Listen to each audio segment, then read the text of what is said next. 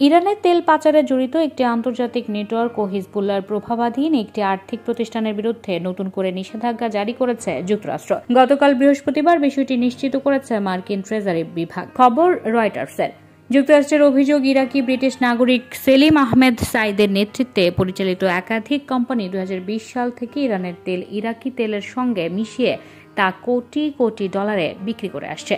নিষেধাজ্ঞা এড়াতে এসব কোম্পানি জাল কাগজপত্র ব্যবহার করে তেল বিক্রির বৈধতা দেখানোর চেষ্টা করছে বলে জানিয়েছে ট্রেজারি বিভাগ। প্রতিবেদনে আরও বলা হয়, এসব কোম্পানি ও সংশ্লিষ্ট জাহাজগুলো ইরানি তেলকে ইরানি তেল হিসেবে চিহ্নিত করে তা ইরাক বা সংযুক্ত আরব আমিরাত হয়ে পশ্চিমা ক্রেতাদের কাছে রপ্তানি করত।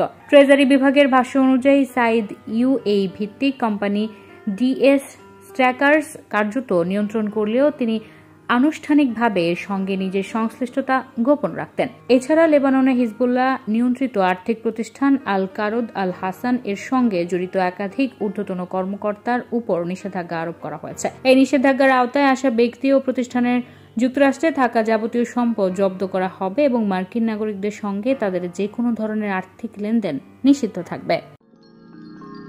You are watching Raj TV, Jagorone, Bangladesh. Please subscribe our channel.